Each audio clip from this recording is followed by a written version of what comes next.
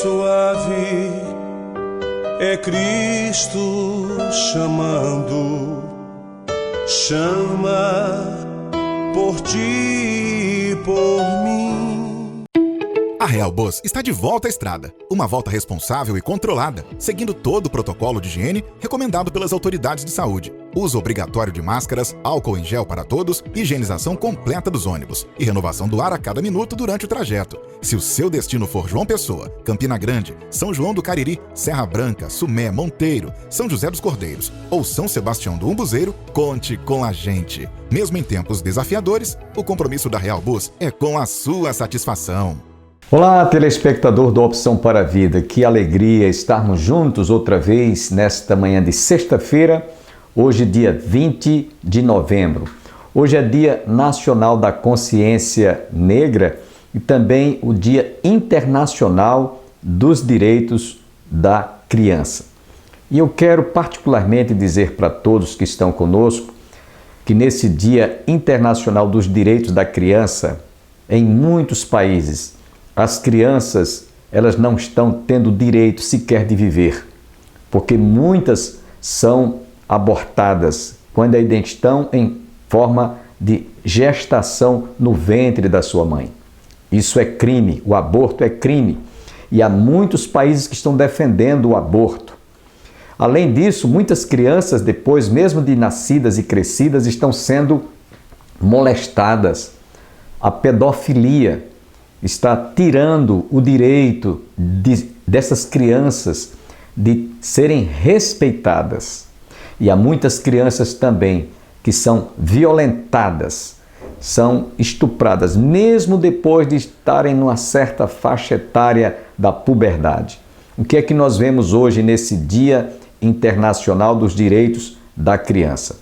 Uma falta de amor, uma falta de respeito, uma falta de direitos que elas têm de viver e viver bem.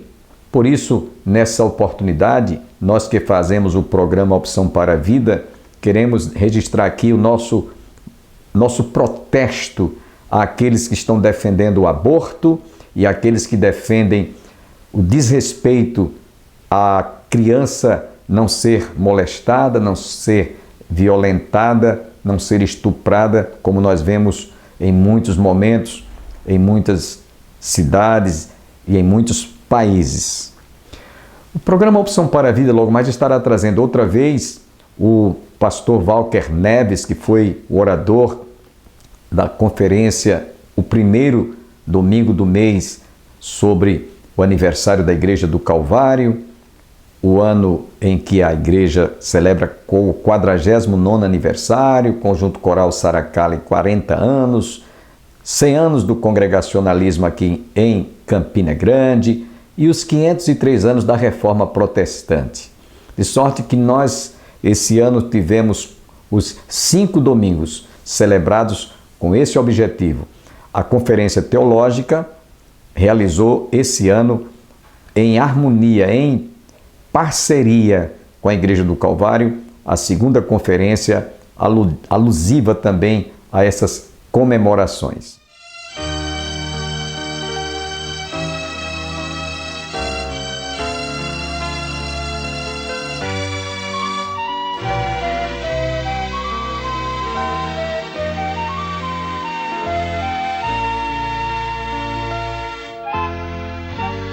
Muito cansado estou, mas procuro o Senhor.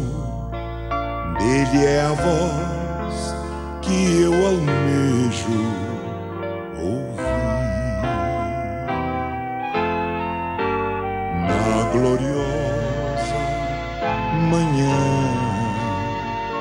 ou à noite a dormir, haverá paz no vale pra mim. Haverá paz no vale pra mim, eu sei. Haverá paz no vale pra mim. Nem a sombra da noite ali eu verei. Haverá paz no vale pra mim.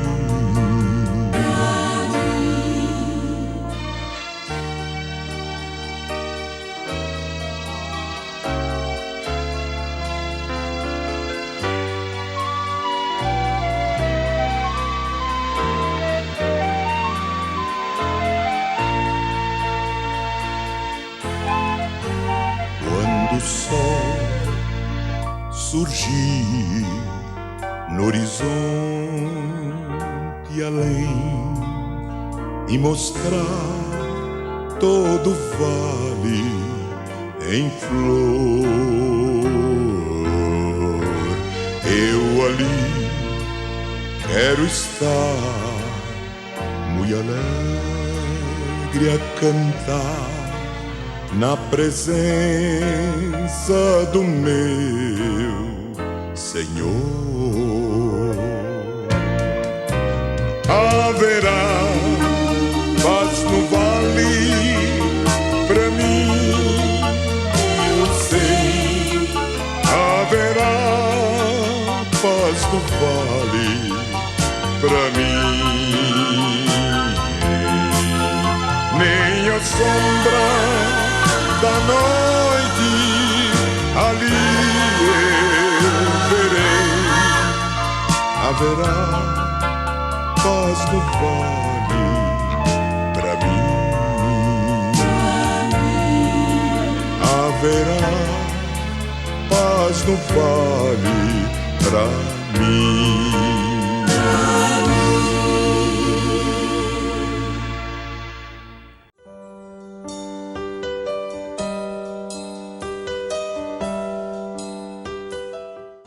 Eu tô besta, Paulo dizendo assim, não é possível.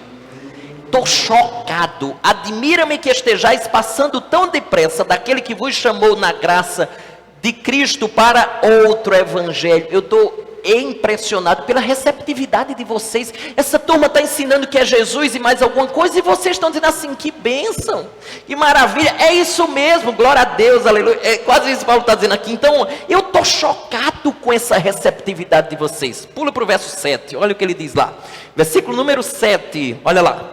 O qual não é outro, ou seja, não é evangelho, tá? Na realidade não é o evangelho, e ele deixa claro que tem gente trabalhando. Olha o que ele diz, verso 7.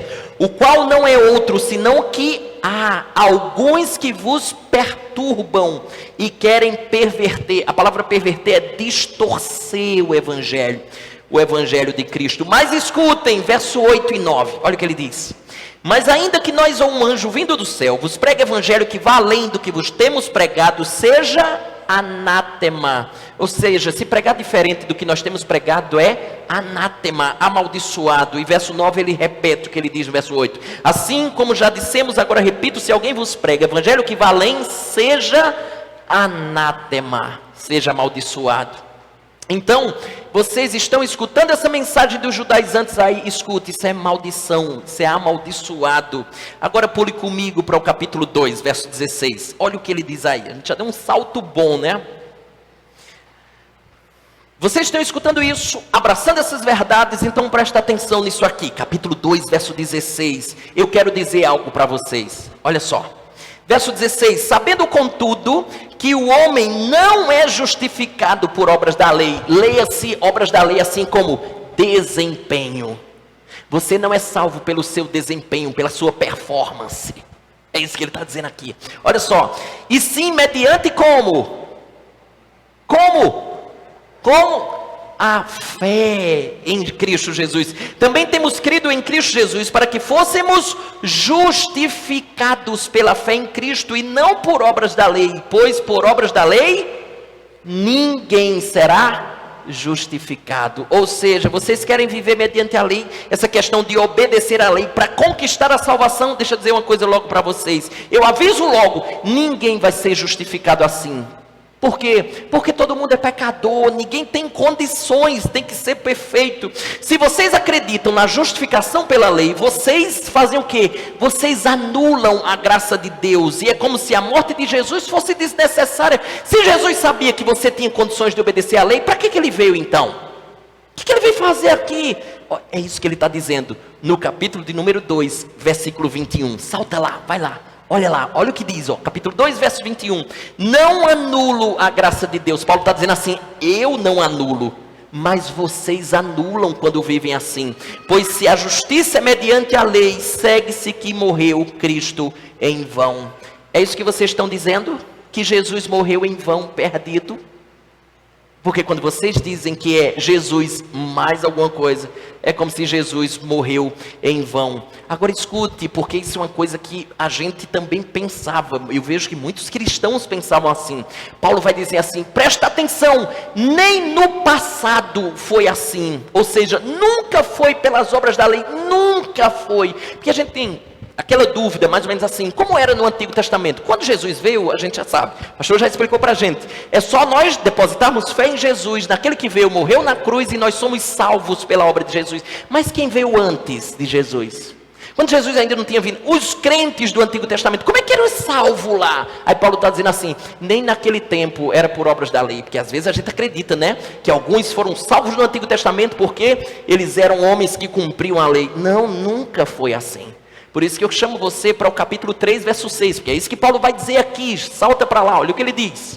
Capítulo 3, verso 6, olha o que ele diz, nunca foi por desempenho, é o caso de Abraão, que creu em Deus, e isto lhe foi imputado por justiça.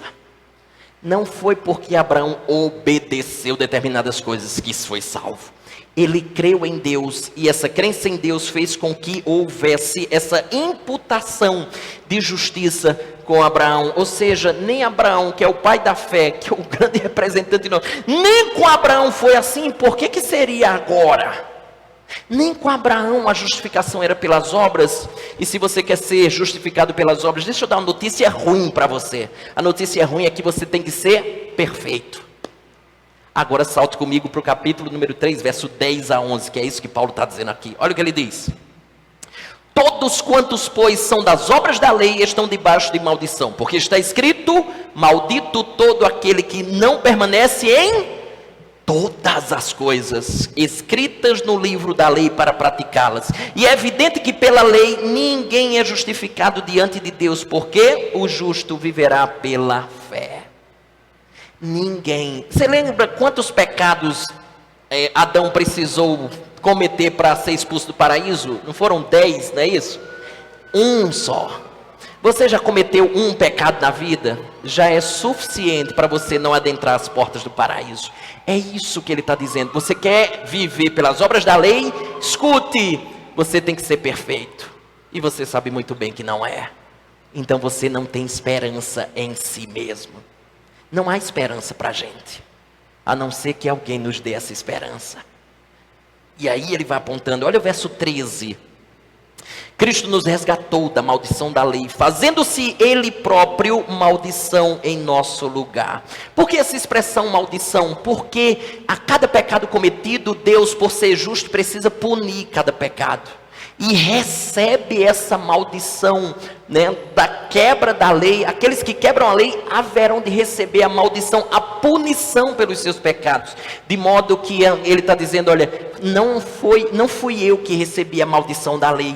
Cristo me resgatou da maldição da lei, porque Ele próprio foi maldição no meu lugar. Ele tomou o lugar que era meu. Por isso que eu posso dizer que eu sou salvo hoje, não por performance e desempenho particular, mas por performance e desempenho de Cristo, de Jesus. Mas aí entra uma coisa linda que eu queria que você visse. Ela está no verso 24 do capítulo 3. Joga os olhos lá, olha que coisa linda isso aqui. Ele diz assim, olha, de maneira que a lei nos serviu de aio. Essa palavra aio aqui é muito linda, porque é uma palavra grega chamada paidagogos, de onde vem exatamente a nossa palavra pedagogo, pedagogia. E paidagogos era um servo naquela época de Paulo, responsável pelo cuidado e educação dos filhos dos senhores. Se você colocar lá no Google, paidagogos, você vai ver lá, lei como paidagogos, você vai ter algumas imagens que vão ser apresentadas lá. O paidagogo, na época de Paulo, era alguém que acompanhava os filhos dos senhores nas brincadeiras, era ele que levava para a escola pública, era ele que exercia constante supervisão sobre o comportamento e a segurança dos filhos dos senhores, de modo que a tradução literal dessa expressão seria assim, uma pessoa que conduz uma criança. Agora, o que é que tudo isso tem a ver com a nossa questão? Vale lembrar que quando você chegava à maioridade, ele não exercia mais esse papel. Mas a questão é, o que tem a ver o paidagogo que pegava na mão da criança e levava ele para algumas coisas, brincar, levar para a escola? Veja que coisa linda isso aqui, Ele diz assim, continua comigo no texto do verso 24. De maneira que a lei nos serviu de paidagogusaio. Para o quê? Nos conduzia a Cristo, a fim de que fôssemos justificados por fé. Olha a beleza disso aqui. A lei, você olha para a lei, aí diz assim, olha, não levarás o nome do teu Deus em vão, não terás outros deuses diante de mim, não farás para ti imagens de escultura, guarda o dia do sábado, não cobiçarás, não adulterarás, não dirás falso testemunho, não assassinarás. Aí você olha, pega a lei e joga diante de você. Você já quebrou essa lei? Você diz assim, claro, eu já menti várias vezes, já cobicei várias vezes, ou seja, você está condenado. A lei não foi dada para salvar você, ou para você utilizá-la para a sua salvação. A lei foi dada para pegar na sua mão e dizer assim, olha, você está vendo que você não consegue se salvar? Deixa eu pegar na tua mão, e eu vou conduzir para aquele que realmente pode te salvar. Por isso que ele diz assim, a lei, ela é o paidagogos para nos conduzir a Cristo, que é aquele que pode nos salvar. Essa é a beleza disso aqui. Agora pule para o capítulo 4, a gente está com o tempo aqui bem apertado, vamos lá. Capítulo 4, verso 4 a 5. Vindo, porém, a plenitude do tempo, Deus enviou o seu Filho, nascido de mulher, nascido sob a lei, para resgatar os que estavam sob a lei, a fim de que recebêssemos a adoção de filhos. Veja, essa é a maneira de você sair debaixo da maldição da lei. É por aquele que foi enviado para dizer assim, olha, venha, você agora será meu filho. Você foi adotado como filho. Essa é a maneira que você sai debaixo da maldição da lei. Lembra de Romanos capítulo número 1, né? Agora, pois, já nenhuma condenação, né? Há para aqueles que estão em Cristo Jesus, o nosso Senhor. Por que não? Porque Ele tomou a maldição no meu lugar. Agora eu sou seu filho, eu estou justificado por meio da fé. E aí a gente chega no capítulo 5, né? E aqui começa a mensagem radical do Evangelho. Por quê? Porque a mensagem radical do Evangelho é mais ou menos assim, olha. Mesmo que eu quebre a lei, eu não serei condenado. Mesmo que eu quebre a lei, eu não serei condenado. Pois Jesus cumpriu a lei e eu estou nele. Por estar nele, eu não serei condenado. Mas muitos vão dizer assim, esse tipo de ensino, sabe o que vai acontecer? O pessoal na igreja vai agora começar a pecar, né? Porque o povo está dizendo, olha, se Jesus cumpriu a lei e os meus pecados não me condenam se eu estiver em Cristo, então qual é o perigo de você pregar esse tipo de coisa? É que os irmãos vão afrouxar as rédeas, né? Vão querer viver da maneira que querem, pecando por aí. Esse foi o argumento utilizado contra Lutero. A igreja diz assim, você vai pregar isso mesmo? Bronca Lutero. Por quê? Porque o povo vai viver da maneira que assim deseja. Aí é quando Paulo começa também a trabalhar essa perspectiva. Presta atenção no capítulo 5, verso 1. Olha o que ele começa a dizer. Porque ele vai ser acusado, ou basicamente já subentende o apóstolo Paulo que talvez essa acusação vai pairar sobre ele, que os irmãos vão viver na libertinagem, que é uma vida descomprometida com Deus, uma vida de pecado, que não leva Deus em consideração. Os Gálatas, lembre, eles eram pagãos, e isso era uma característica da vida deles lá.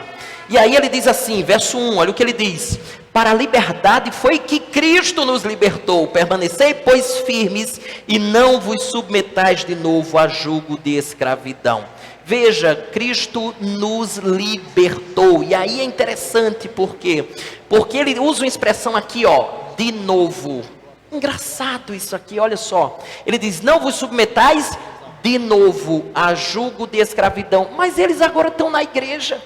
Como assim a jugo de escravidão? É interessante porque, como nós dissemos acima, os Gálatas, eles eram idólatras, pagãos. Eles viviam um jugo de escravidão no paganismo. Só que agora também eles podem viver um jugo de escravidão dentro da igreja. Olha que coisa isso aqui. Por que ele está dizendo isso?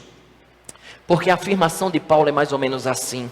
A idolatria pagã e o moralismo bíblico. Entenda o que eu estou dizendo por moralismo bíblico. Sabe o que é? É alguém que vive para obedecer à lei com o intuito de conquistar a salvação, de ganhar a salvação. Eu obedeço à lei de Deus para ganhar a salvação. Eu vou ser salvo pelas minhas obras.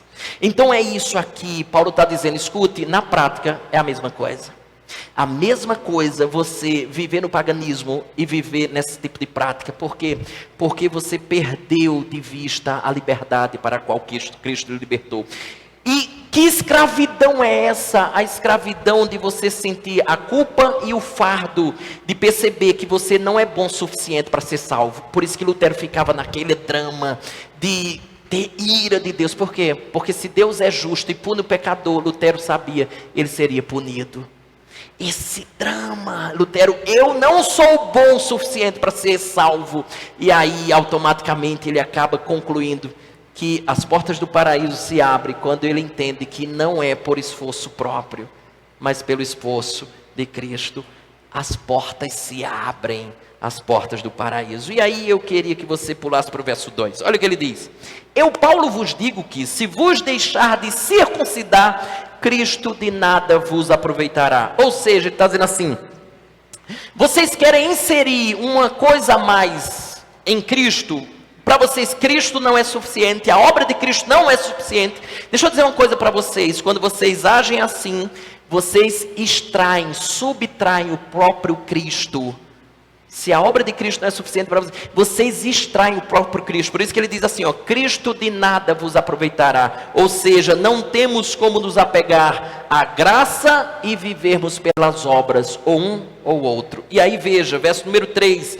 De novo testifico a todo homem que se deixa circuncidar que está obrigado a guardar toda a lei. Quer viver pela lei? Guarde toda a lei, porque você precisa ser perfeito. Salto para o verso 4, olha o que ele diz.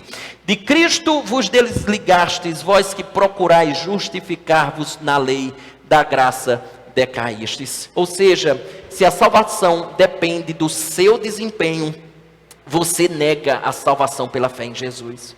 Se é pelas suas obras, você nega a salvação por meio da fé em Cristo Jesus. E aí, salte para o verso 5, porque no verso número 5, no verso 6, ele vai deixar claro que não se perde salvação. Mas observe, vamos lá, verso número 5, no lugar de vocês lutarem para se justificar, para se salvarem, que é um esforço fadado ao fracasso, verso 5, porque nós, pelo Espírito, aguardamos a esperança da justiça que provém da fé. Deixa eu dizer uma coisa aqui, que essa palavra é muito boa, é muito interessante. Essa palavra esperança aqui é uma palavra grega diferente da nossa esperança. Por exemplo, quando a gente fala que tem esperança, digamos que você foi para a praia, janeiro, foi lá, vai tomar um banho de mar, alguma coisa do tipo, foi para a praia, alguma coisa desse tipo, e você queria tomar pelo menos um sorvete na beira-mar. E disse assim, rapaz, eu estou olhando que hoje está bem nublado, será que amanhã chove? Aí o seu amigo diz assim, eu espero que não. Ou seja, o que ele está dizendo é que ele espera que aquilo não aconteça, mas ele não tem como garantir. A nossa esperança, via de regra, é assim, nossa concepção. Eu desejo muito que isso aconteça, mas eu não tenho como garantir. Só que a palavra aqui não é esperança nesse tempo. A esperança aqui, a palavra poderia ser traduzida sem problema algum com a expressão certeza absoluta. Leia comigo com essa mudançazinha, olha como isso é bonito, ó. Porque nós, pelo Espírito, aguardamos a certeza absoluta da justiça que provém da fé. Olha que coisa linda. Não tem dúvida, não é um desejo para que aconteça, não, é certeza. A justiça que provém da fé, é isso que eu aguardo e eu tenho certeza, convicção que isso vai acontecer. Eu não trabalho nem luto por ela, ela está a caminho, ela se aproxima, ela vai ser acolhida. Pule para o verso 6, porque aqui ele solta uma bomba aqui, né? Verso 6, olha.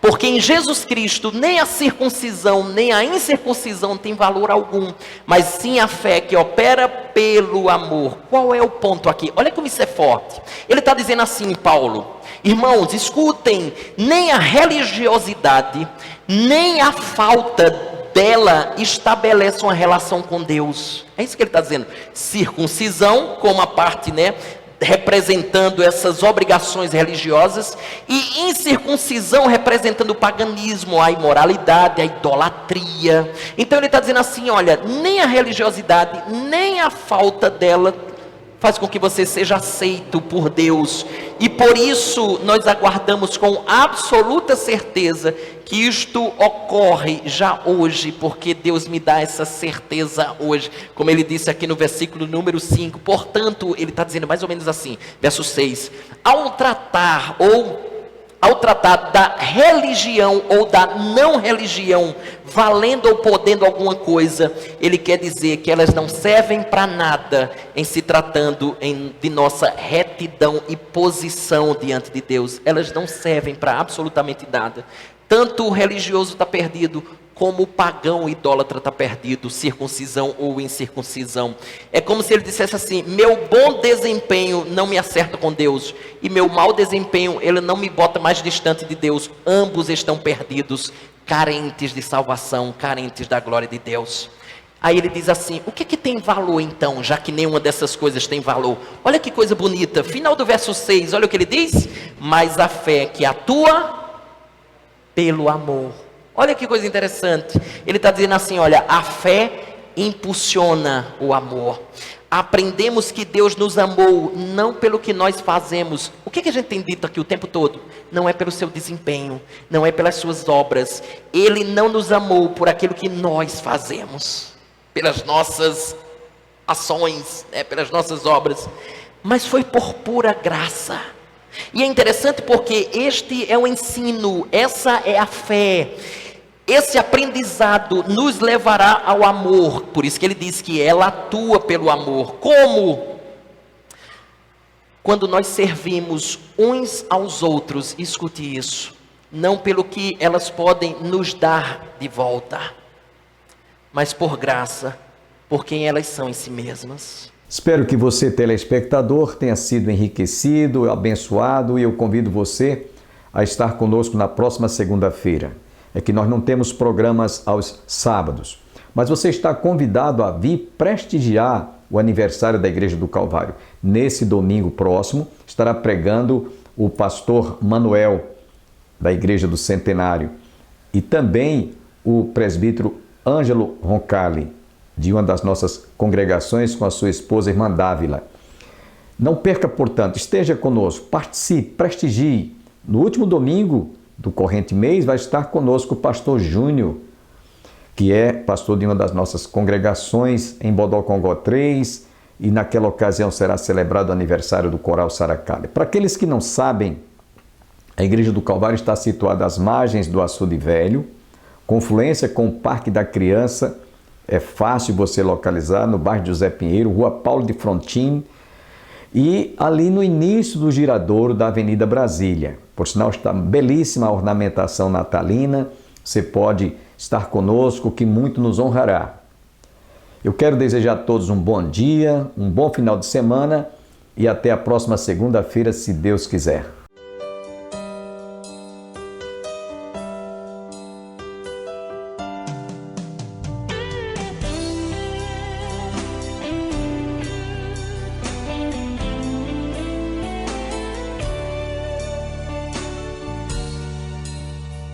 Manso e suave é Cristo chamando, chama por ti, por